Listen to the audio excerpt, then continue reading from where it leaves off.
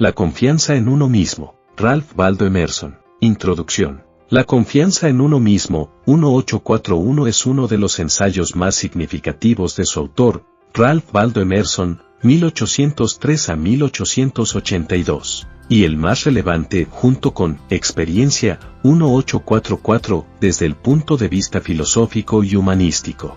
Recordado gracias a Oliver Wendell Holmes como la Declaración de Independencia Cultural de Estados Unidos. Constituye uno de los textos fundacionales no ya de la literatura de su país, sino de su historia y de su cultura en general. Se trata de un ensayo en el que se van trazando las aspiraciones a la emancipación cultural de su país respecto del viejo continente y en el que al mismo tiempo se vislumbran las características potenciales de la nueva nación.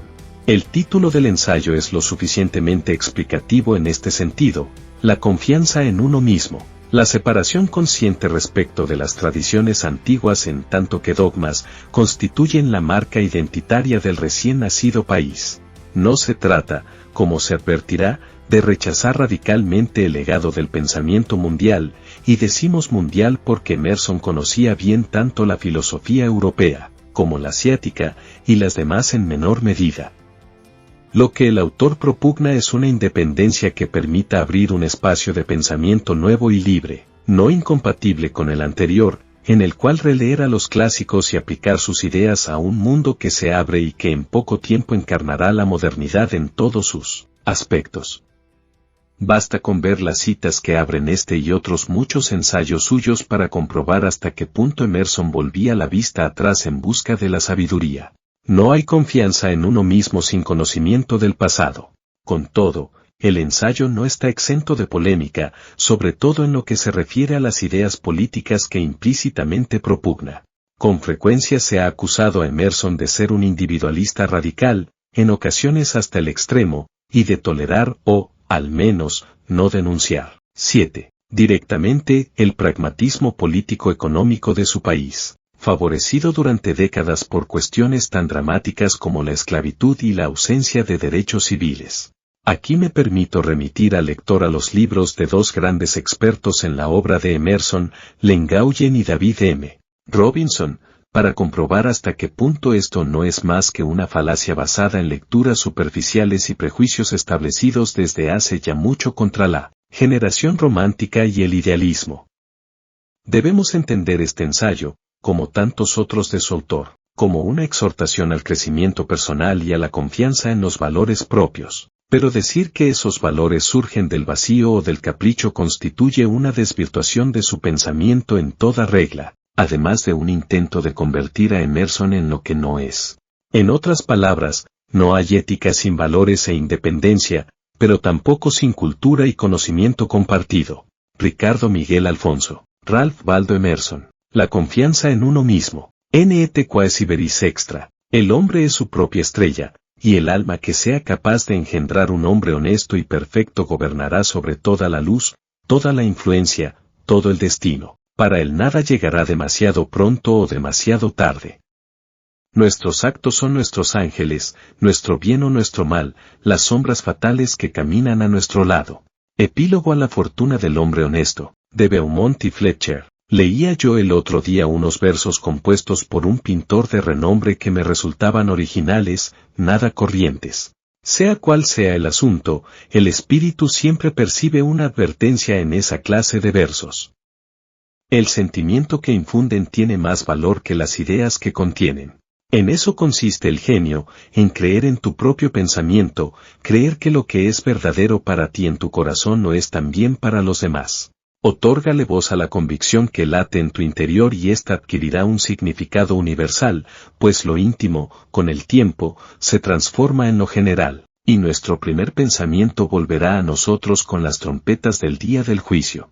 Por muy familiar que le sea la voz de la mente a cada uno de ellos, el gran mérito que concedemos a Moisés, Platón y Milton consiste en que todos ellos reducen a la nada libros y tradiciones enteras, y escriben no lo que piensan los hombres sino lo que piensan ellos mismos. La persona debe aprender a detectar y a atender ese destello de luz que cruza el interior de su mente en lugar de admirar el lustre del firmamento con sus bardos y sabios. Sin embargo, el hombre rechaza su propio pensamiento sin dudarlo, y lo rechaza porque proviene de sí mismo. En cada obra del genio reconocemos los pensamientos que hemos descartado, vuelven a nosotros con una cierta majestuosidad ajena. Esta es la lección que nos enseñan I.A.S. grandes obras de arte. Nos muestran cómo obedecer a nuestra impresión natural, y siempre con una inflexibilidad jovial, en aquellos momentos en que se nos llama desde la otra orilla. Si no es así, mañana alguien dirá con gran sentido común lo que nosotros pensábamos y sentíamos desde siempre, y por ello nos veremos obligados, no sin vergüenza, a adoptar de otro lo que era ya opinión nuestra. En la educación de todo individuo hay un momento en que éste llega a la convicción de que la envidia es ignorancia, que la imitación es un suicidio y que, para bien o para mal, debe tomarse a sí mismo como vara de medir. Llega un punto en que, por muy rebosante que esté la tierra de bondad, no obtiene un solo cereal si no es aplicando sus herramientas a la porción de suelo que se le ha encomendado sembrar. El poder que entonces surge en él es algo nuevo dentro de la naturaleza. Él es el único que sabe que puede hacer, aunque no estará seguro hasta que lo haya intentado. No en vano ciertos rostros, personajes o hechos le dejan una profunda huella mientras que otros le resultan indiferentes. Este arte de la escultura de la memoria tiene una armonía preestablecida. El ojo se coloca allí donde va a caer un rayo de luz para que pueda ser testigo de ello. Nosotros apenas expresamos la mitad de lo que somos y nos avergüenza la idea divina que cada uno representa. Podemos confiar con prudencia y buenos augurios en que sea impartida de manera sincera, pero Dios no dejará que un cobarde enseñe su obra. Un hombre solo reposa y se alegra cuando ha puesto toda su alma en su trabajo, cuando lo ha hecho lo mejor que sabía, y sin embargo, lo que ha hecho o dicho de otra manera no le dejará descansar. Es un desahogo que no desahoga, el genio le abandona en el intento, y en tal caso las musas, la inventiva y la esperanza ni se le acercan. Confía en ti mismo, cada corazón vibra según esa cuerda de hierro. Acepta el lugar que la divina providencia te ha otorgado, la sociedad de tus contemporáneos, la cadena de los sucesos. Así lo han hecho los grandes hombres, como niños, se han encomendado al genio de sus tiempos. Y su entendimiento ha manifestado que aquello que realmente merece la pena se encontraba a su lado, trabajando a través de sus manos y dominando su ser. Ahora somos hombres y debemos aceptar con la mayor altura de miras el mismo destino trascendental, no somos menores ni inválidos resguardados en un rincón, ni tampoco cobardes que huyen ante la revolución, sino guías, redentores y benefactores que siguen el todopoderoso esfuerzo y que superan el caos y la oscuridad. Qué bellos son los oráculos que nos brinda la naturaleza en este texto, reflejados en los rostros y el comportamiento de los niños, de los infantes e incluso de los necios. Ninguno de ellos muestra una mente dividida y rebelde, ni desconfianza hacia los sentimientos propios cuando la aritmética valora las fuerzas y medios contrarios a nuestro propósito. Sus mentes son completas, su mirada todavía no ha sido conquistada y cuando miramos sus rostros nos desconcertamos. La infancia no se aviene a nada, todas las cosas se adaptan a ella, y así un bebé hace que 4 o 5 adultos parloteen y jueguen con él. Igualmente, Dios ha dotado a la juventud, la pubertad y la madurez con idéntica picardía y encanto, las ha hecho envidiables y graciosas, y de ese modo cuando alcanzan firmeza sus pretensiones no deben dejarse de lado. No penséis que la juventud carece de fuerza porque no nos hable directamente. Prestadle atención. Si escucháis en la habitación de al lado su voz os llegará con suficiente claridad y vehemencia. Parece que sabe dirigirse a sus contemporáneos. Sea tímida u osada, sabrá cómo convertirnos a todos los adultos en algo innecesario. Esa impasibilidad del joven que sabe que siempre tiene un plato caliente en su mesa y que, como si se tratase de un señor, declina decir algo amable para ganarse nuestra admiración, no deja de ser una sana actitud de la naturaleza humana. Un joven en un salón es lo mismo que una baraja en una casa de juego, independiente, irresponsable, mira desde mi rincón a las gentes y las cosas que pasan por allí, los juzga a todos según sus méritos y, con la rapidez del niño, los califica como buenos, malos, interesantes, tontos, elocuentes o pesados. Para nada le interesan las consecuencias ni los intereses, nos da un juicio independiente y genuino. Debes cortejarle tú, no él a ti. Sin embargo, el adulto es, por así llamarlo, prisionero de su propia conciencia. En el momento que actúa o habla para el público se convierte en un individuo comprometido, analizado según la simpatía o el odio de centenares de otras personas cuyos afectos debe tener en cuenta a partir de ahora. No hay remedio para eso. Ojalá pudiese regresar a la neutralidad. Quien pueda dejar atrás las promesas y, después de haber tenido la perspectiva anterior, pueda mirar de nuevo desde una inocencia sin afectos, prejuicios ni sobornos, ese debe ser un coloso. Dará su opinión acerca de todos los asuntos pasajeros, los cuales, al aparecer no como algo personal sino necesario, se clavarán como dardos en el corazón del ser humano y le atemorizarán. Hay voces que podemos oír en soledad, pero que se desvanecen en cuanto ponemos un pie en el mundo. En todas partes la sociedad se convierte en una conspiración contra la individualidad de cada uno de sus miembros. No es más que una sociedad anónima en la que, para asegurar mejor el pan de cada accionista, sus integrantes se ponen de acuerdo para quitar la libertad y la cultura a los comensales. La virtud más solicitada es la conformidad, la confianza en uno mismo es su antagonista. Esa sociedad no valora las realidades ni los creadores, sino los nombres y las costumbres. Aquel que quiera ser un hombre habrá de ser un inconformista. Quien desee ganarse las palmas inmortales no debe detenerse ante el nombre de la bondad, sino que debe explotar si de verdad eso es bondad. Al final, nada hay más sagrado que la integridad de tu propia inteligencia. Si te absuelves de ti mismo, entonces tendrás el apoyo del mundo entero. Recuerdo que una vez, siendo yo joven, tenía que dar respuesta a un estimado tutor que no paraba de importunarme con las viejas doctrinas de la Iglesia. Cuando le pregunté, ¿qué tengo que hacer con las tradiciones sagradas si vivo enteramente desde mi interior? Mi compañero sugirió que, esos impulsos pueden venir de lo más bajo, no de lo más alto. Yo le contesté, no creo que así sea, pero si soy hijo del diablo, entonces viviré de él.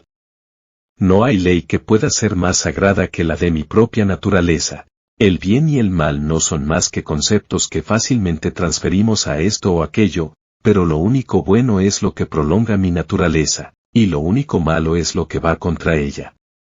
Un ser humano debe estar al lado de sí mismo ante cualquier oposición, como si todas las cosas fuesen inmateriales y efímeras excepto él. Me avergüenza pensar con qué facilidad capitulamos ante las banderas y las palabras, ante grupos numerosos e instituciones muertas.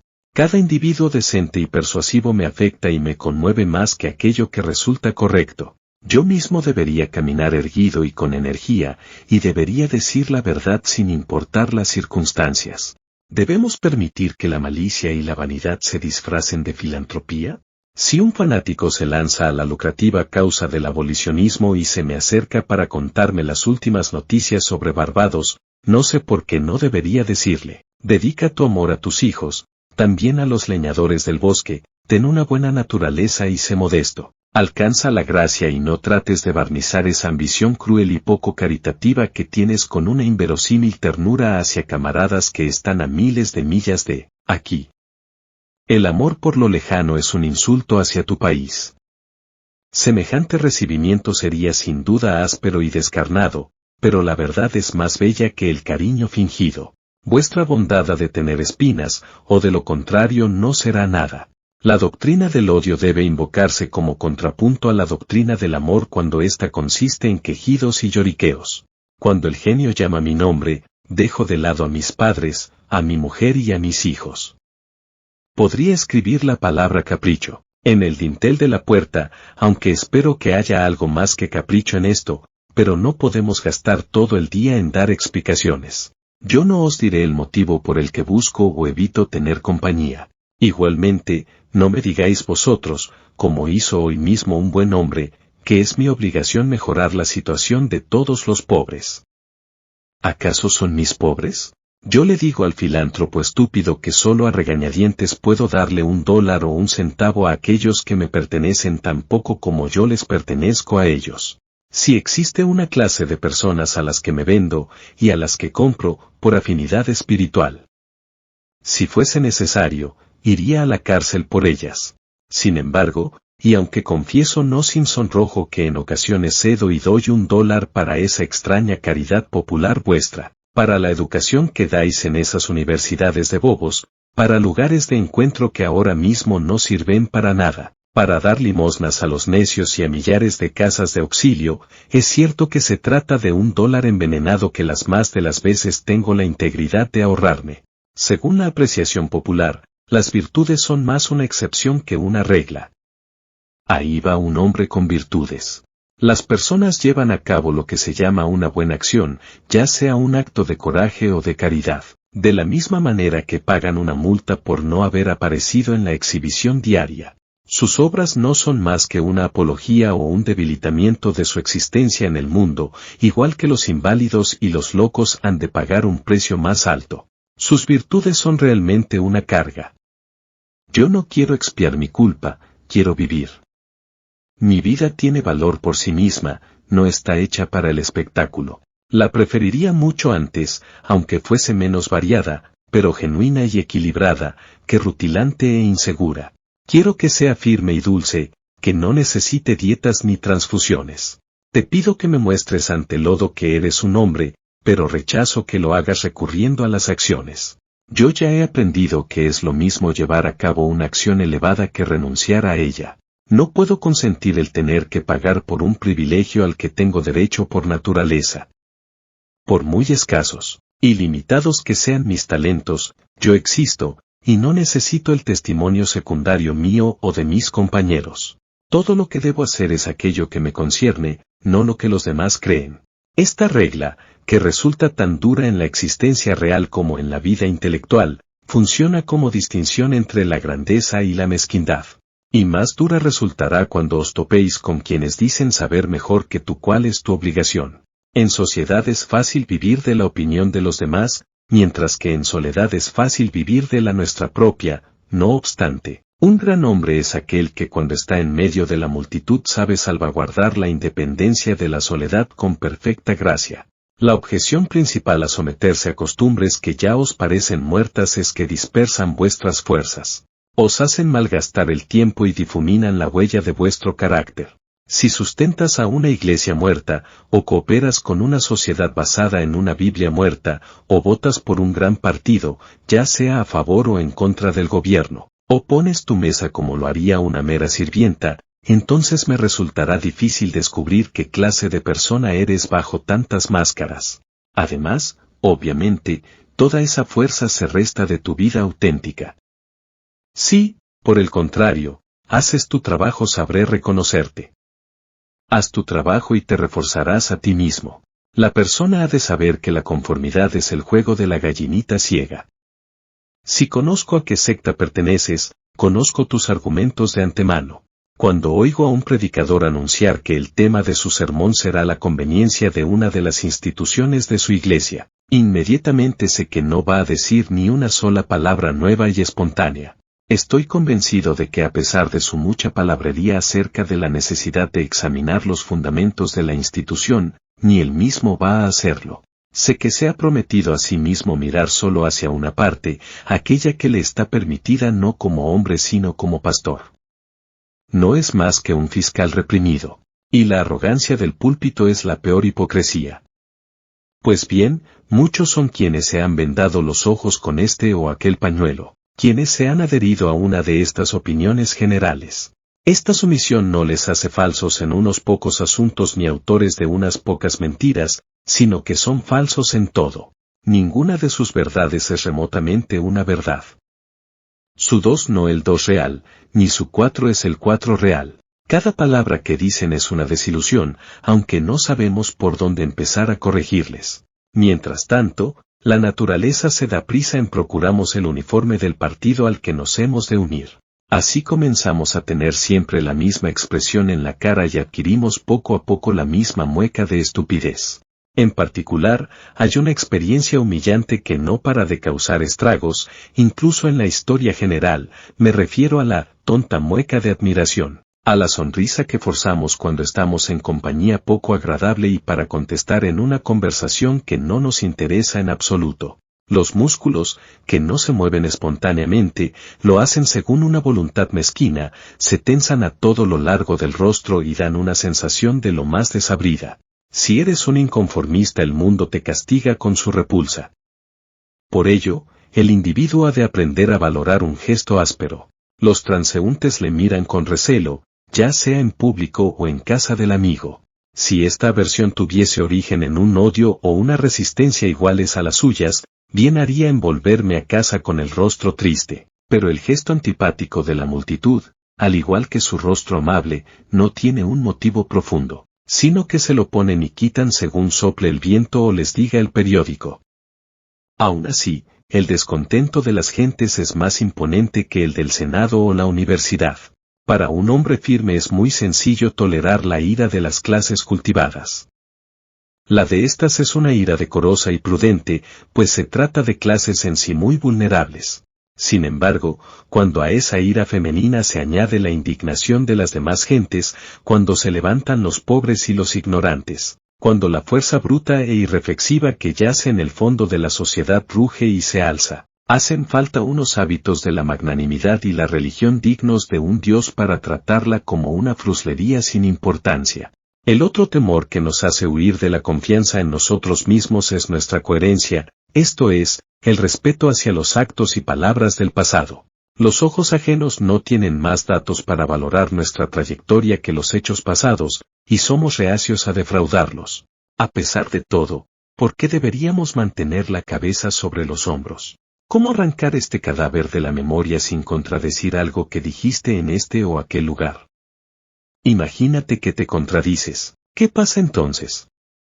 Una de las reglas de la sabiduría parece ser el no guiarse solamente por la memoria, ni siquiera en actos de pura memoria, sino juzgar el pasado a través del millar de ojos del presente y vivir siempre un día nuevo. En tu metafísica has privado de personalidad a la deidad, y sin embargo, cuando surjan los sentimientos devotos en el alma, dótales de alma y vida aunque tengas que disfrazar la figura de Dios con colores y formas.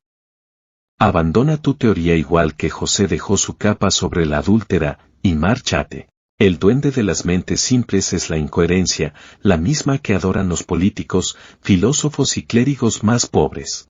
Si un espíritu grande posee consistencia, ya no le resta nada más por hacer. Puede dedicarse por entero a sí mismo y a su sombra. Di lo que piensas hoy con palabras austeras, y de la misma manera mañana di lo que piensas, aunque contradiga lo que has dicho hoy. Así te asegurarás de que todos te malinterpreten. ¿Es por ello tan malo que le malentiendan a uno? Incomprendidos fueron Pitágoras, Sócrates, Jesús, Lutero, Copérnico, Galileo, Newton y todos los demás espíritus puros y sabios que se han encamado en el mundo. Ser grande consiste en ser incomprendido.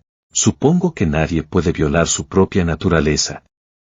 Todas las efusiones de su voluntad están cercadas por la ley de mi ser, del mismo modo que los salientes de los Andes y el Himalaya resultan insignificantes en la curva general del globo. Tampoco importa demasiado cómo calibras o pones a prueba al individuo. Una personalidad es como unas siglas o como un verso palíndromo, significa lo mismo ya lo leas hacia adelante o hacia atrás. En esta existencia deliciosa y retirada que Dios me ha concedido me permito ir anotando mis humildes pensamientos día tras día sin mirar hacia adelante o hacia atrás, y no me cabe duda de que todos ellos son simétricos, aunque yo ni los vea ni los quiera así. Mi obra ha de tener el aroma de los pinos y el zumbido de los insectos. Las golondrinas que sobrevuelan mi tejado deben enganchar en mi propia red los hilos o pajitas que llevan en el pico. Pasamos por aquello que somos. El carácter educa por encima de la voluntad. El ser humano piensa que puede comunicar sus virtudes o sus vicios solamente mediante acciones abiertas, y es incapaz de darse cuenta de que la virtud y el vicio en todo momento respiran por sí solos. Siempre habrá acuerdo acerca de cualquier variedad de acciones cuando éstas sean honestas y naturales en su momento. Es así porque de una sola voluntad emanan acciones en armonía, por muy distintas que parezcan entre sí. Sus diferencias se pierden al mirarlas desde cierta distancia, desde una forma de pensar más alta. Una sola tendencia las une a todas. Los mejores barcos navegan en una línea en zigzag producto de 1000 virajes, pero si se mira desde la distancia, la línea se endereza. Una acción genuina vuestra no solo se explicará a sí misma, sino también a las demás de su clase. Por el contrario, vuestra conformidad no explica nada. Actuad de manera individual y todo lo que hayáis hecho de ese modo os justificará. La grandeza llama al futuro. Si hoy puedo ser lo suficientemente fuerte para actuar correctamente y burlarme de las miradas de los otros, es porque ya lo debo haber hecho en el pasado y así puedo defenderme. Sea como fuere, actúa bien en este momento. Si desechas las apariencias podrás hacerlo. La fuerza del carácter es acumulativa. Los días virtuosos del pasado obran su fuerza en el presente, de que, si no, se compone la majestuosidad de los héroes del Senado y de la campaña que tanta imaginación ha colmado.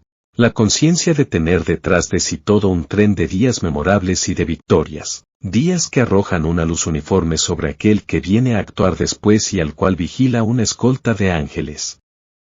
Eso es precisamente lo que enciende el trueno en La Voz de Chatham, lo que otorga dignidad al porte de Washington y lo que hace que América se refleje en los ojos de Adams. El honor nos resulta venerable porque no es efímero, es siempre una virtud antigua. Hoy lo reverenciamos porque no pertenece al presente. Le tenemos afecto y le rendimos homenaje porque no constituye una trampa para nuestro amor y nuestra ofrenda, sino que depende de la persona, se deriva de ella, y por eso pertenece a una casta vetusta e inmaculada, incluso cuando se muestra en una persona joven. Espero que nuestros días pronuncien las últimas palabras sobre la conformidad y la coherencia. A partir de aquí, dejad toda esa palabrería para las revistas y la mofa. En lugar de oír el gong de la comida, percibamos el silbido de un flautín espartano. No hagamos reverencia ni pidamos perdón nunca más. Si hoy viene un gran hombre a comer a mi casa, no quiero agradarle yo, sino que quiero que él desee agradarme. Yo representaré a la humanidad, y aunque quiero hacerla amable, antes quiero hacerla verdadera. Encaremos y frenemos la sutil mediocridad y la escuálida felicidad de los tiempos. Lancémosle a la cara a las modas, al comercio y a los oficios el hecho incontestable de la historia, que allí donde trabaja cada ser humano hay un pensador y actor noble y responsable, que el hombre verdadero no pertenece a ningún otro lugar ni época, sino que es el centro de las cosas. Allí donde está él, está la naturaleza. Nos valora a nosotros, a todos los hombres y todos los hechos. De ordinario, cada individuo de la sociedad nos recuerda a algo o a alguien. La personalidad y la realidad no evocan nada en absoluto, pues toman el lugar de la creación misma.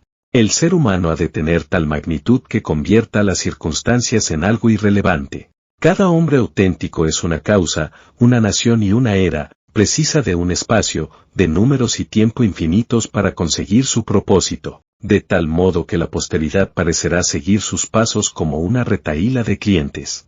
Nace alguien llamado César y durante siglos tenemos el Imperio Romano. Nace Cristo y millones de almas crecen y se aferran a su genio de tal manera que se le llega a confundir con la virtud misma y con el potencial de la humanidad.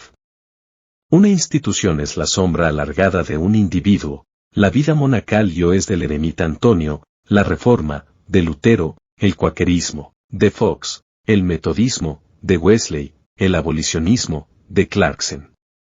El propio Milton se refería a Escipión como la cumbre de Roma. Toda la historia se despliega a partir de la biografía de unas pocas figuras sólidas y austeras.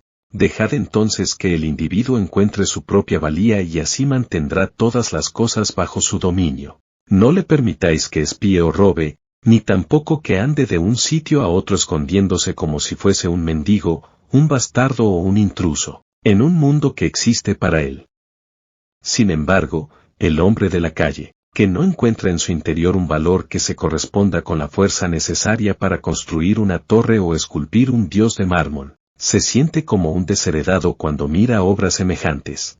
Para él, un palacio, una estatua o un libro caro tienen un aire lejano y prohibido, como si fuese un carruaje muy vistoso que parece decirle, ¿y tú quién eres? Muy al contrario, son todas cosas suyas, reclaman su atención y piden que sus facultades se muestren y tomen posesión de ellas. El cuadro aguarda mi veredicto, no tiene control sobre mí, sino que soy yo quien ha de decidir si merece el elogio.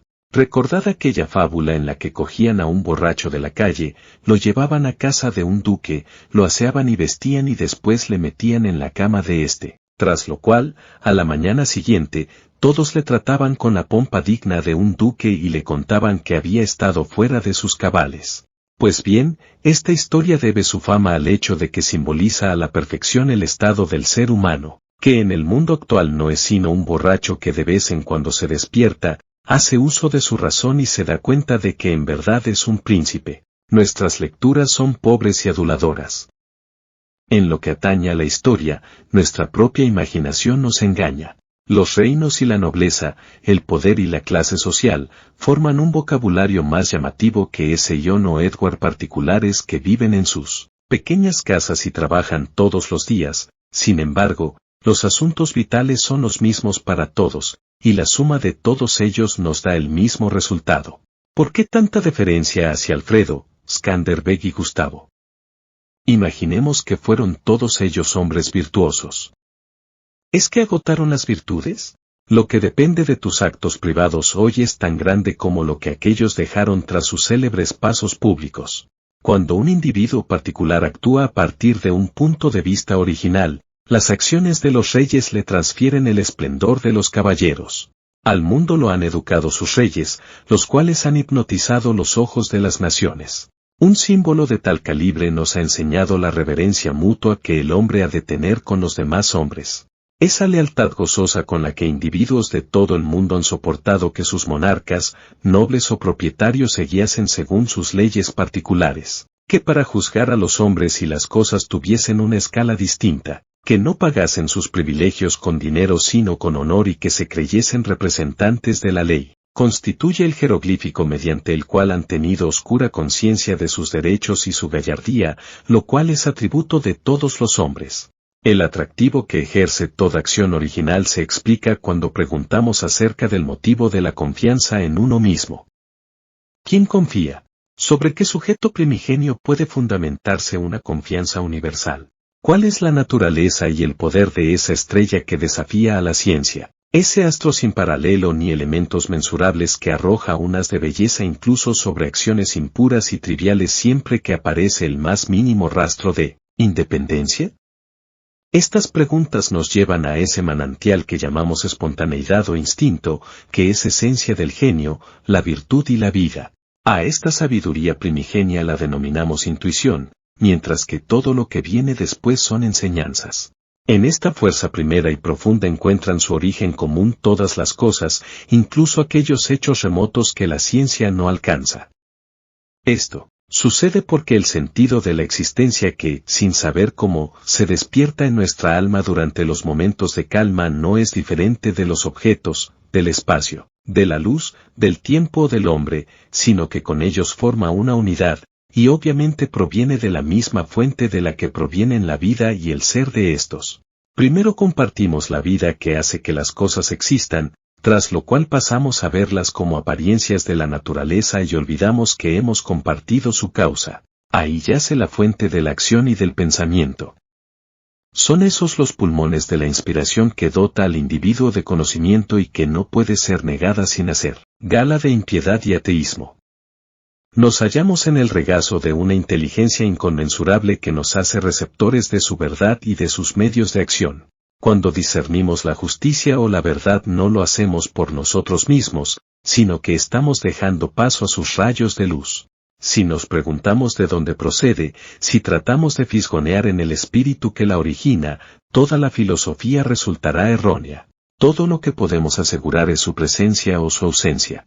Cada persona distingue los actos voluntarios de su mente de sus percepciones involuntarias y sabe que debe tener una fe inquebrantable en las segundas. Podrá equivocarse en su expresión, pero sabe que éstas son de tal manera y no admiten discusión, como el día y la noche. Mis acciones voluntarias y mis hallazgos son pasajeros, por el contrario, es el sueño más espontáneo, la emoción más simple y vaga quienes guían mi curiosidad y mi respeto. La gente atolondrada es la que contradice con la misma facilidad sus percepciones y sus opiniones, pues no distinguen entre ambas. Se imaginan que soy yo quien elige percibir esto o aquello. Antes bien, la percepción no es caprichosa, sino obligatoria. Si yo veo un rasgo distintivo, después también mi hijo lo verá y, con el paso del tiempo, lo hará la humanidad entera, a pesar de que nadie lo haya visto antes que yo. Mi percepción es un hecho tanto como lo es el sol. Las relaciones entre el alma y el espíritu divino son tan puras que constituye una profanación el tratar de interponer entre ellas ayuda de especie alguna. Cuando Dios se dirige a nosotros debe comunicarse, debe decir no una cosa sino todas, debe llenar el mundo con su voz, y debe esparcir la luz, la naturaleza, el tiempo y las almas desde el corazón del pensamiento actual, para así dar al mundo un tiempo y una creación nuevas. Allí donde hay una mente simple que recibe la sabiduría divina, los asuntos viejos se desvanecen, caen medios, maestros, textos y templos. Allí vive el ahora, y absorbe el pasado y el futuro en el momento actual. Todas las cosas que se relacionan con ella, sean de la naturaleza que sean, se tornan sagradas. La causa de las cosas disuelve a éstas, y los milagros particulares desaparecen en un milagro universal. Así pues, nunca creáis a aquel que dice conocer a Dios y hablar con él, pues te remonta al vocabulario de alguna vieja nación, a otro mundo. ¿O es que la bellota es mejor que el roble, si éste es la consumación de aquella? ¿Es el padre mejor que el hijo al que ha legado su ser ya maduro? ¿Por qué, pues, tanta idolatría hacia el pasado? Los siglos no hacen sino conspirar contra la sensatez y la autoridad del espíritu. El tiempo y el espacio no son más que matices de color creados por el ojo, mientras que el alma es la luz. Donde llega ésta, se abre el día, donde deja de estar, llegó la noche. Y en todo ello la historia no es más que una impertinencia y un agravio, y eso admitiendo que es algo más que una jubilosa apología o una parábola de mi ser y mi devenir. El hombre es tímido y no cesa de pedir disculpas. Ya no camina erguido, ni se atreve a decir, yo pienso, o yo soy, sino que se limita a citar a algún santo o erudito. Siente vergüenza ante una brizna de hierba o una rosa en flor. Estas rosas que brotan bajo mi ventana no hacen referencia a otras anteriores ni mejores, son las que son, existen con Dios en este día. Para ellas no existe el tiempo. Solo está la rosa, que es perfecta en cada instante de su existencia. Antes de que florezca un capullo, su vida al completo entra en acción, en la flor ya no hay nada más, mientras que en la raíz desnuda yace todo.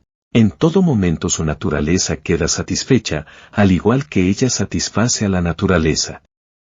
Sin embargo, el hombre no hace más que posponer o recordar.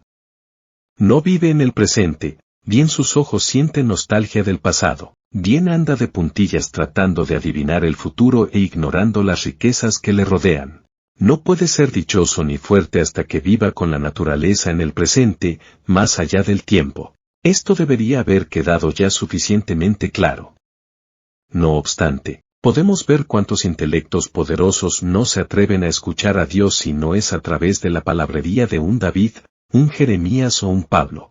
Raras veces ponemos un precio tan alto a tan pocos textos, a tan pocas vidas.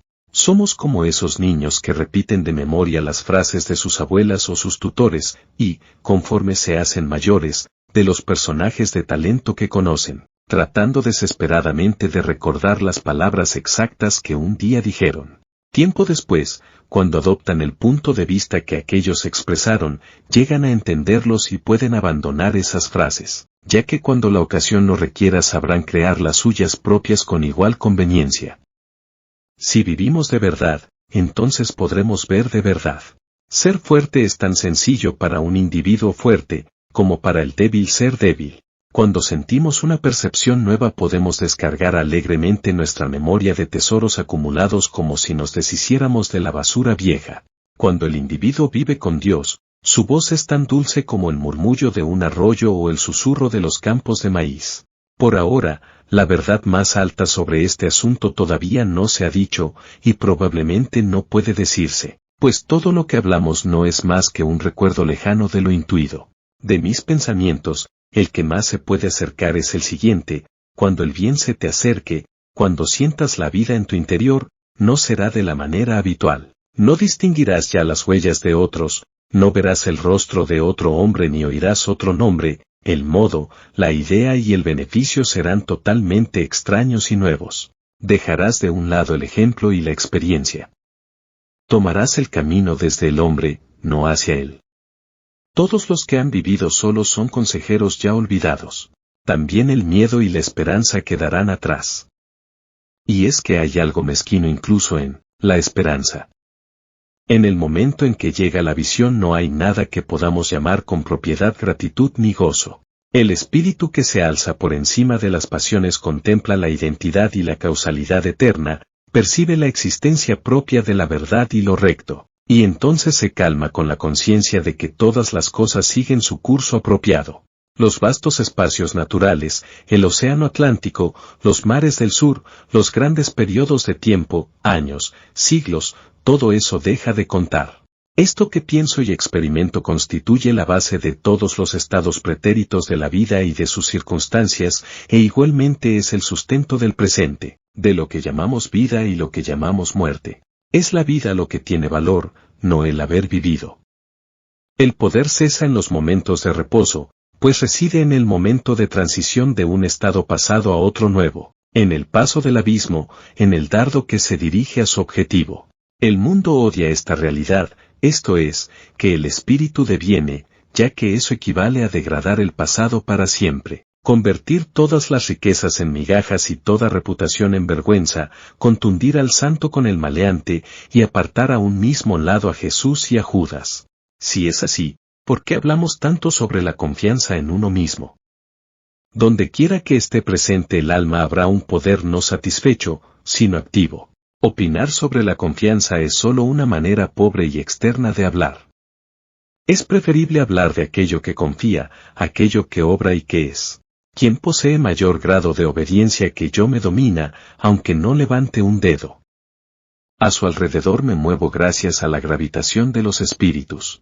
Cuando hablamos de una virtud eminente nos la imaginamos como algo retórico. Todavía no hemos sido capaces de advertir que la virtud significa altura, que por las leyes de la naturaleza un hombre o una compañía de hombres, maleables y permeables a los principios, deben conquistar y gobernar sobre todas las ciudades, las naciones, los reyes, los millonarios y los poetas que carecen de esa naturaleza. He aquí el hecho último al que rápidamente llegamos en este asunto, como en todos los demás, la resolución de todo en el siempre sagrado uno. La existencia en sí misma es el tributo de la causa suprema, de tal modo que la medida del bien se establece según el grado en que ésta penetra en las formas inferiores.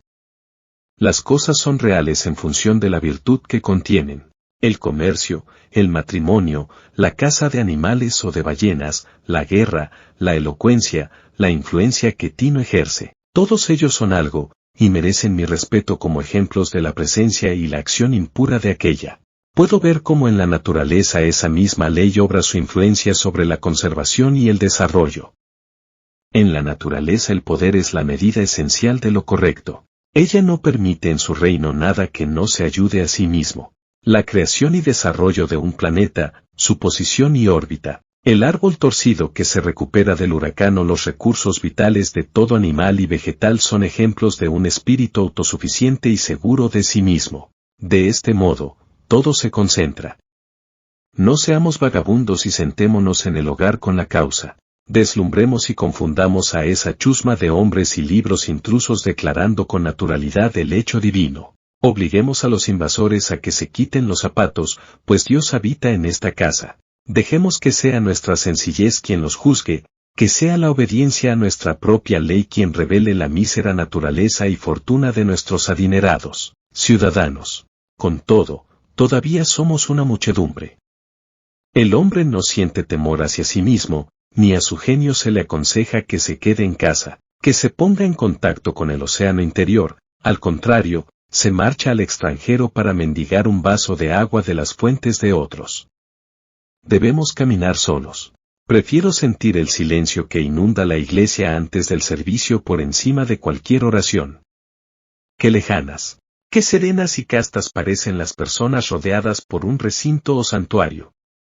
Sentémonos nosotros siempre. ¿Por qué? Deberíamos asumir los errores del amigo, la esposa, el padre o el hijo. ¿Es porque nos sentamos alrededor del mismo fuego o porque se dice que por nuestras venas corre la misma sangre? Todos los hombres tienen mi sangre, y yo tengo la de ellos, y no por eso voy a adoptar su misma postura ridícula y petulante, pues incluso llego hasta el punto de sentir vergüenza ajena. Vuestra soledad no debe ser mecánica sino espiritual, es decir, debe ser una elevación. Hay ocasiones en que se diría que el mundo parece confabularse para importunarnos con minucias cargadas de pompa. Amigos, clientes, niños, enfermedades, temores, necesidades, caridad, todos llaman a la puerta de tu refugio y te gritan, sal con nosotros. Tú has de mantener tu condición y no mezclarte con sus desórdenes. El poder que tienen los hombres para molestarme se lo he concedido yo con una débil curiosidad. Nadie se me puede acercar si no es a través de mis actos. Tenemos aquello que amamos, pero el deseo nos hace despojamos del amor.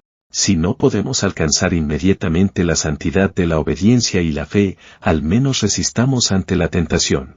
Entremos en estado de guerra, levantemos a Tor y Wouden el coraje y la constancia en nuestras almas sajonas. En tiempos tan tímidos como los de hoy, eso se consigue diciendo la verdad. Reprimid toda hospitalidad y afecto falsos. No viváis esperando a esas gentes frustradas y frustrantes con las que conversáis. Decidles, oh padre, oh madre, oh esposa, oh hermano, oh amigo, hasta ahora he vivido contigo por las apariencias. A partir de hoy, pertenezco a la verdad. Debéis saber que desde este momento no obedezco otra ahí y que no sea la eterna. En mí no encontraréis promesas, sino cercanía. Me esforzaré por alimentar a mis progenitores, por mantener a mi familia y por ser digno marido para mi esposa, pero estos vínculos he de consumarlos de un modo nuevo y nunca antes visto.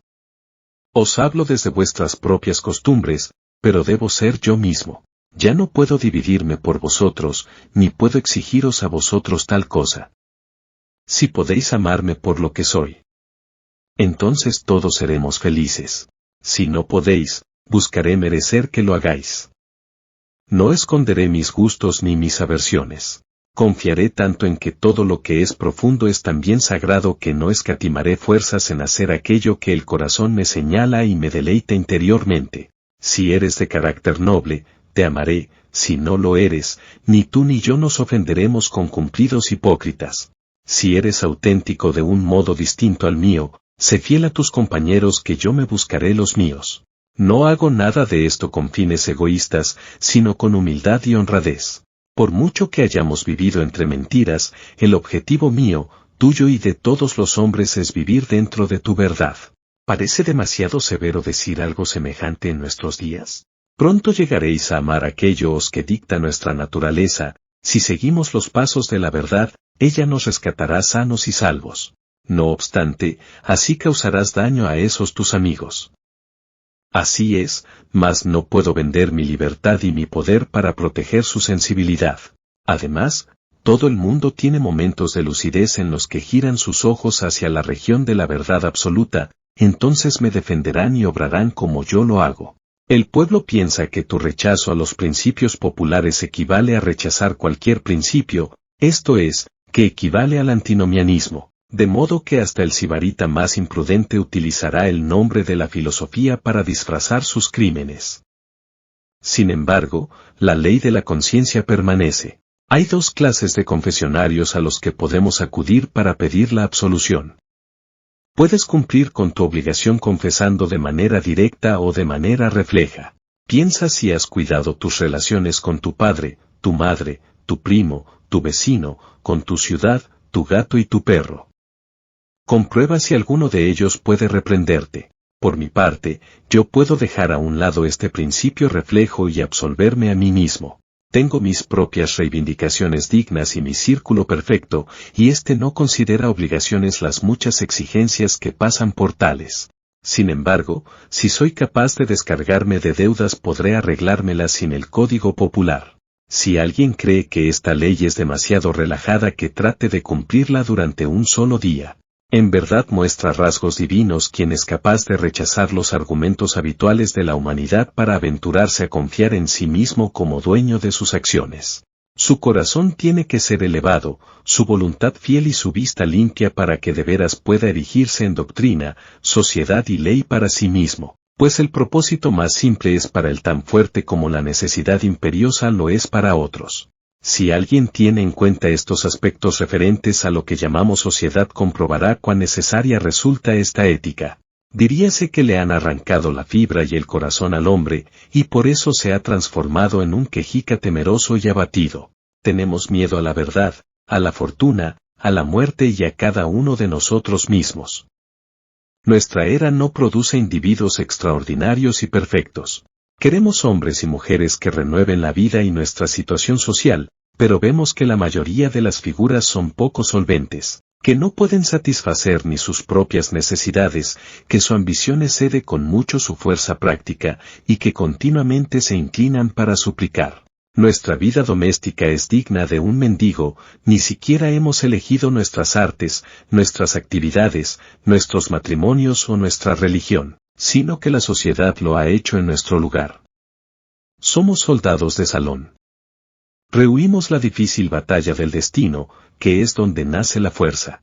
Si nuestros jóvenes fracasan en sus primeras labores, perderán la esperanza. Si un joven mercante falla, le dicen que está arruinado.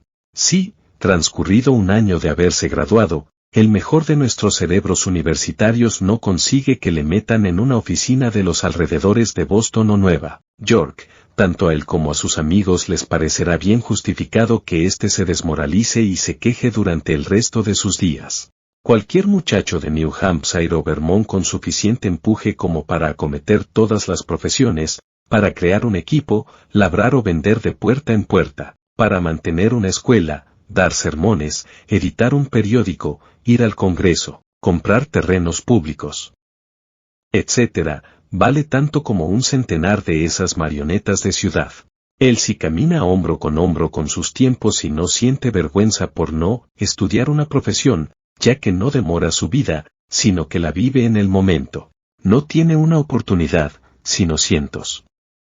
Deja que un estoico explique los recursos del individuo y les diga a los hombres que no son sauces llorones, sino que pueden y deben ser independientes, que ejercitando la confianza en uno mismo surgirán poderes nuevos, que un hombre es el mundo encarnado, nacido para sanar a los pueblos, que debería avergonzarse de nuestra compasión, y que en el momento que actúa por sí mismo y arroja por la ventana las leyes, los libros, el fanatismo y las costumbres, entonces dejamos de tenerle lástima y pasamos a darle las gracias y a reverenciarle. Ese maestro restaurará el esplendor que corresponde a la vida del hombre y hará que toda la historia admire su nombre. No resulta difícil comprobar que una firme confianza en uno mismo ha de provocar una revolución en todas las funciones y vínculos del individuo, en su religión, su educación, sus ambiciones, su modo de vida, sus alianzas, sus propiedades y sus reflexiones. 1. ¿A qué oraciones se entregan los hombres? Eso que llaman oficio sagrado tiene poco de valiente y de varonil. La oración mira hacia afuera y reclama que una virtud ajena aporte un complemento también ajeno, y para ello se pierde en un embrollo infinito acerca de lo natural y lo sobrenatural, lo meditativo y lo milagroso. Un rezo que implora una comodidad particular, cualquier cosa que no sea el bien universal, está corrompido. La oración es la mirada sobre los hechos vitales desde el punto de vista más alto. Es el soliloquio de un espíritu contemplativo y jubiloso. Es el espíritu de un Dios que aprueba su propia obra. Sin embargo, cuando la plegaria tiene como objetivo un fin privado se transforma en una mezquindad y un robo, ya que supone una dualidad y no una unidad en la naturaleza y en la conciencia. En cuanto el individuo se une a Dios deja de mendigar. En ese momento es capaz de ver una oración en todas las acciones. La del campesino que se arrodilla en el campo para quitar la mala hierba, o la del remero que también se arrodilla a la llamada de su timonel. Son plegarias de verdad que se puede escuchar a lo largo y ancho de toda la naturaleza, si bien en este caso buscan objetivos sencillos.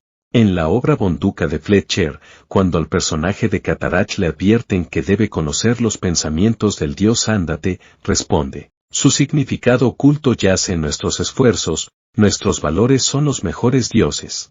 Nuestros lamentos son otro tipo de plegarias falsas. El descontento es la carencia de confianza en uno mismo, una enfermedad de la voluntad. Lamentad las calamidades y con ello podéis ayudar a quien las sufre, si no es así, aplicaos a vuestra tarea y con ello comenzará a repararse el mal. Nuestra compasión es tan mezquina como el lamento. Acudimos a quienes lloran por tonterías, nos sentamos a su lado y lloramos para acompañarlos, en lugar de mostrarles la verdad y la salud con descargas eléctricas que les pongan de nuevo en comunicación con su propio sentido común. El secreto de la fortuna está en la alegría de nuestras manos. Dioses y hombres dan la bienvenida a todo aquel que se ayuda a sí mismo. Para él todas las puertas están abiertas, todas las voces le saludan, todos los honores le coronan y todas las miradas le siguen con deseo. A él va nuestro amor y lo abraza, precisamente porque no lo necesita. Le tocamos y recibimos con ansia y precaución porque decidió seguir su camino e ignorar nuestras críticas. Los dioses le aman porque los hombres le odian. Los benditos inmortales, decía Zoroastro, socorren a aquel que persevera. Al igual que las oraciones de los hombres son una enfermedad de la voluntad, los credos lo son del intelecto.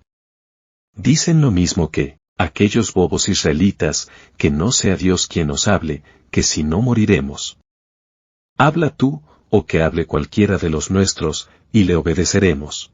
No hay lugar donde no me resulte imposible encontrar a Dios en mi hermano, pues éste ha cerrado ya las puertas de su propio templo y se limita a recitar las fábulas del Dios de su hermano, o del Dios del hermano de su hermano. Una mente nueva es una nueva clasificación.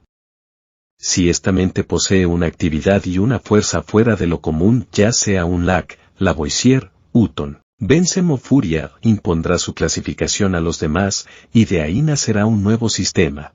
La satisfacción del discípulo es proporcional a la profundidad del pensamiento y a la cantidad de objetos que éste toca y deja al alcance de aquel. Esto se puede comprobar fácilmente en los dogmas y en las iglesias, que también son clasificaciones de un espíritu poderoso al actuar sobre las ideas básicas del deber y de la relación entre el hombre y el Altísimo. Tal sucede con el calvinismo, el cuaquerismo o los seguidores de Swedenborg. El creyente lo somete todo a la nueva terminología y por ello experimenta el mismo placer que siente esa niña que aprende botánica mientras ve un campo nuevo con nuevas plantas. Durante un cierto tiempo, el discípulo creerá que su inteligencia ha aumentado gracias al estudio de la mente de su maestro. Sin embargo, las mentes simples idolatran las clasificaciones, las hacen pasar por fines en sí mismos y no por instrumentos provisionales. De tal modo que los muros del sistema y los del universo se les mezclan allá en el horizonte. Creen que los astros cuelgan del arco que construyó su maestro. No pueden entender por qué vosotros, seres extraños, deberíais tener derecho a mirar, ni siquiera entienden que vosotros también sabéis mirar. Deben habérselas ingeniado para robarnos la luz. No se dan cuenta de que la luz, azarosa e indómita, penetrará en todas las casas, incluso en las suyas. Dejadles que graznen y crean que les pertenece. Si son honrados y actúan correctamente, pronto su nuevo redil se quedará estrecho y bajo, crujirá y se ladeará, se pudrirá y desaparecerá, y esa luz inmortal, renovada y alegre, brillando con millones de esferas y colores, resplandecerá sobre el universo como si se tratase de la primera mañana. 2. La falta de una cultura propia hace que la superstición de viajar, cuyos ídolos son Italia, Inglaterra y Egipto, fascine a todos los americanos cultos. Quienes convirtieron a Inglaterra, Italia o Grecia en objetos de veneración para la imaginación lo hicieron quedándose donde estaban, como si fuesen el eje de la tierra. En las horas de empuje sentimos que el deber es nuestro sitio. El alma no es un viajero. El hombre sabio se queda en casa, y cuando las necesidades o el deber le llaman a salir de ella o a viajar a tierras extrañas, su semblante dice a los hombres que viene como misionero del conocimiento y de la virtud, y por ello visita ciudades y gentes en calidad de rey, no como intruso o como ayuda de cámara. No voy a poner objeciones a la navegación alrededor del globo mientras ésta sirva a los propósitos del arte, del estudio y de la benevolencia, pues con ella primero se puede adiestrar al individuo, o conseguir que no se marche al extranjero con la esperanza de hallar algo más grande que lo que ya conoce. Quien viaja por pasatiempo o para conseguir lo que no tiene se aleja de sí mismo y, por muy joven que sea, envejece entre objetos viejos. Sea en Tebas o en Palmira, su voluntad y su mente se hacen viejas y se dilapidan tanto como las ciudades mismas. Lleva ruinas a las ruinas. Viajar es el paraíso de los ingenuos. Nuestros primeros viajes sirven para descubrir cuán poco diferentes son los lugares. En mi propia casa puedo soñar que me embriaga la belleza de Nápoles y Roma, y gracias a eso me abandona la tristeza. Hago las maletas, me despido de los amigos, me embarco y amanezco en Nápoles, pero no he dejado atrás la cruda realidad. Junto a mí está el mismo sujeto triste e intranquilo del que pretendía huir. Busco el Vaticano y los palacios. Intento que me embelecen sus vistas y evocaciones, pero no es así. Mi coloso va donde quiera que voy yo. 3. Con todo, el furor por los viajes es síntoma de una debilidad mayor que afecta a toda la actividad intelectual. El intelecto es un vagabundo, pero es nuestro sistema educativo quien estimula la impaciencia. Nuestra mente viaja mientras nuestros cuerpos han de permanecer en casa. Nos conformamos con imitar, pero ¿qué es la imitación sino el viaje de la mente? Nuestras casas se construyen según el gusto extranjero, nuestras estanterías se adornan con ornamentos extraños y nuestros gustos, opiniones y facultades se inclinan hacia el pasado y lo distante. Allí donde florecieron las artes fue porque el alma las creó. El artista solo tuvo que buscar modelos en su propia mente. Fue una aplicación de su pensamiento a la cosa que había que hacer y a las condiciones que había que cumplir. ¿Por qué habría de copiar los modelos dórico o gótico?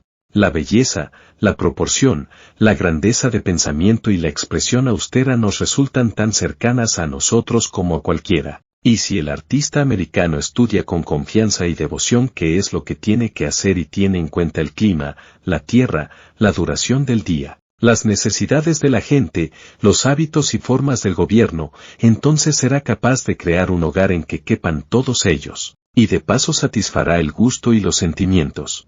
Insiste en ti mismo, no imites jamás. En todo momento puedes presentar tu talento con la fuerza acumulada que otorga la labor de una vida, por el contrario, el talento que se adopta de otros solo se posee de manera extemporánea e incompleta. Solo el hacedor puede decir lo que uno sabe hacer mejor. Nadie sabe qué es hasta que él se lo muestre. Si no, ¿dónde está el maestro que pudo enseñar a Shakespeare? Y el de Franklin, Washington, Bacon o Newton. Todo gran hombre es único. El escipionismo de Escipión es precisamente la parte de la que no podemos apropiarnos. Shakespeare nunca emergerá del estudio de sus obras. Haz aquello que se te ha asignado y no podrás esperar ni arriesgarte demasiado. En este momento te aguarda una frase tan valiente y sublime como el escoplo de Fidias, la espátula de los egipcios o la pluma de Moisés o Dante, aunque distinta de todas ellas. No parece probable que un espíritu tan fértil y elocuente y con tantas voces distintas se digne a repetirte las cosas. Sin embargo, si puedes oír a estos patriarcas podrás responderles con el mismo tono de voz, pues el oído y la lengua son dos órganos de una misma naturaleza. Habita en las regiones sencillas y nobles de tu vida, obedece a tu corazón y llegarás a reproducir de nuevo el antemundo. 4. Si nuestra religión, nuestra educación y nuestro arte dirigen la mirada al extranjero, lo mismo ocurre con el espíritu de nuestra sociedad.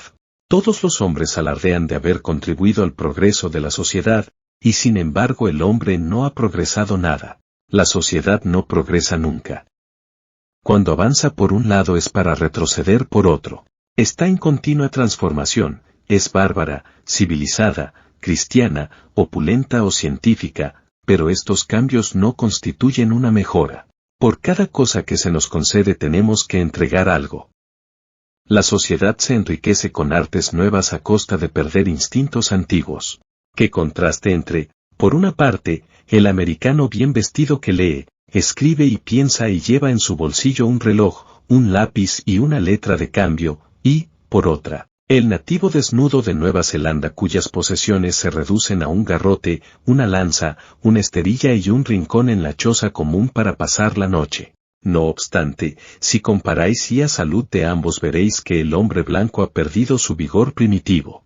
Si es cierto lo que dicen los viajeros, golpead con un hacha a un salvaje y observaréis que sus heridas se cierran en 1 o 2 días, como si hubieseis descargado sobre una resina blanda, mientras que un golpe semejante llevará al hombre blanco directamente a la tumba. El hombre civilizado construye carruajes, pero ha abandonado el uso de los pies. Podrá apoyarse en las muletas, pero ha perdido la potencia de los músculos. Lleva un precioso reloj suizo, pero ha olvidado cómo averiguar la hora valiéndose del sol. Podrá encontrar información fiable en su almanaque náutico de Greenwich, pero el hombre de la calle desconoce las estrellas del cielo. No contempla el solsticio, y del equinoccio apenas sabe nada. El radiante calendario del año no tiene indicador en su mente, su agenda debilita su memoria, las bibliotecas son una carga para su ingenio. Las casas de seguros hacen que aumente el número de accidentes, y cabe preguntarse si la tecnología no nos estorba demasiado, si con el refinamiento no habremos perdido fuerza, y también algo del empuje de la virtud natural por culpa de un cristianismo atrincherado en sus formas e instituciones. Y es que cada estoico era un estoico, pero, en la cristiandad, ¿dónde está el cristiano? No hay desviación mayor en la ley moral que la que afecta a la altura o el volumen. Hoy día los hombres no son más grandes que los de antes. Puede observarse una extraña igualdad entre los hombres ilustres de la antigüedad y los de ahora. Ni toda la ciencia, ni el arte, ni la religión ni la filosofía del siglo XIX sirven para educar hombres más grandes que los héroes que creó Plutarco 23 o 24 siglos atrás. La casta no progresa con el tiempo. Foción, Sócrates, Anaxágoras y Diógenes fueron personajes de gran estatura, pero no hemos heredado de ellos ninguna clase social. A aquel que pertenece a su clase no se le suele llamar por el nombre de aquellos, sino que tiene el suyo propio y es a su vez fundador de su propia institución. Las artes y los inventos de cada época constituyen el ropaje de las mismas, mas no fortalecen al individuo. Quizá el daño que causan las máquinas perfeccionadas compensará sus bienes. Hudson y Bering consiguieron tantas cosas con sus barcos de pesca que asombraron a Peary y a Franklin, cuyo equipamiento ya había agotado los recursos de la ciencia y el arte. Galileo solo necesitó unos simples anteojos para descubrir una serie de fenómenos celestes más soberbios que cualesquiera que se hayan visto después. Colón encontró el Nuevo Mundo navegando en una carabela. Resulta curioso comprobar cómo los medios y las tecnologías que se presentaban entre el clamor de los elogios hace unos años o unos siglos, caen en desuso y desaparecen cada cierto tiempo. El genio retoma al hombre esencial. Consideramos los progresos en el arte de la guerra como un triunfo de la ciencia. Sin embargo, Napoleón conquistó Europa utilizando el sistema del vivac, que consiste en alimentarse solamente del valor, sin ninguna otra ayuda externa. Según las casas, el emperador mantenía que resultaba imposible formar un ejército perfecto si a los soldados no se les quitan las armas, los almacenes, los comisarios y los vehículos y, al modo romano, se les entrega una ración de trigo para que lo trituren en sus manos y se hagan ellos mismos su pan. La sociedad es una ola. La ola avanza, pero el agua de la que está compuesta no. La misma partícula no se eleva desde el valle hasta la cresta. Su unidad es solo una apariencia. Las personas que forman hoy una nación morirán el año que viene y se llevarán con ellos sus experiencias. Así, la confianza en la propiedad, incluyendo la confianza en los gobiernos que la protegen, también denota falta de confianza en uno mismo. Hace tanto tiempo que los hombres han apartado la mirada de sí mismos y de las cosas que han llegado a contemplar las instituciones religiosas, cultas y civiles como defensores de la propiedad, y desprecian toda crítica hacia aquellas porque creen que son ataques a esta. Miden el valor de las personas por lo que poseen, no por quienes son. A pesar de ello, el nuevo respeto por la naturaleza propia hace que el hombre culto sienta vergüenza de sus posesiones. Sobre todo, odia lo que tiene si considera que es accidental, que le ha llegado por herencia, por donación o mediante un delito. Entonces siente que eso no es poseer, que nada le pertenece, que sus bienes no tienen vínculos con su ser, sino que simplemente los conserva porque no hay ladrón ni revolución que se los arrebate. Pero la naturaleza del hombre consiste en adquirir constantemente, y lo que adquiere es una propiedad viva que no está expuesta a los legisladores. Las multitudes, las revoluciones, el fuego, la tormenta o las bancarrotas, sino que está en constante renovación allí donde respira el ser humano. Tu parte de la vida, decía el califa Alí, va siempre detrás de ti, así que deja de andar buscándola. Nuestra dependencia respecto de estos bienes ajenos nos conduce a un respeto servil por los números. Los partidos políticos celebran asambleas populosas. A medida que aumenta la concurrencia, los millares de ojos y brazos nuevos que saludan a cada nueva agrupación, la delegación de Essex, los demócratas de New Hampshire, los liberales de Maine, permiten que el joven patriota se sienta más fuerte que antes. Igualmente, los reformistas convocan asambleas donde se vota y se toman decisiones por aclamación. Amigos míos, Dios no se acercará y habitará en vosotros por medios semejantes. En el momento en que un hombre deja de lado todo el apoyo externo es cuando le veo fuerte y predominante. Cada vez que tiene que recurrir a su estandarte se hace más débil. ¿Acaso un individuo no es mejor que una ciudad? No le pidas nada al hombre, pues en un mundo en eterno cambio es tu columna firme la que debe aparecer como sustento de todo aquello que te rodea. Aquel que sabe que el poder es innato, que entiende que la debilidad proviene de buscar la bondad fuera de sí mismo y, sabiéndolo, se lanza a su propio pensamiento, es quien puede caminar erguido, gobernar sus extremidades y obrar milagros, igual que quien camina apoyándose en los pies es más estable que quien lo hace sobre la cabeza. Así pues, utilizad aquello que llamamos fortuna. Muchos son quienes juegan con ella y lo ganan todo o lo pierden todo, depende de la rueda. Pero tú has de entender que tales ganancias son ilícitas y debes desenvolverte en la causa y el efecto, que son los dignatarios de Dios. Trabaja y adquiere dentro de la voluntad, así retendrás la rueda de la fortuna y no tendrás que temer sus giros. Una victoria política, una subida de los alquileres, la recuperación tras una enfermedad o el regreso del amigo ausente son hechos que nos colman de alegría, y con buena lógica piensas que tras ellos han de venir días propicios. No te lo creas. Nada que no seas tú puede darte paz. Nada que no sea el triunfo de los principios. La confianza en uno mismo, 1841 de Ralph Waldo Emerson, 1803 a 1882, es, junto con experiencia, el ensayo filosófica y humanísticamente más relevante de su autor. Definido por Oliver Wendell Holmes como la Declaración de Independencia Cultural de Estados Unidos, constituye uno de los textos fundacionales no ya de la literatura de su país, sino de su historia y de su cultura en general. Se trata de un texto de temática fundamentalmente identitaria, en el que se van trazando las aspiraciones a la emancipación cultural de su país respecto del viejo continente y en el que al mismo tiempo se vislumbran las características potenciales de la nueva nación.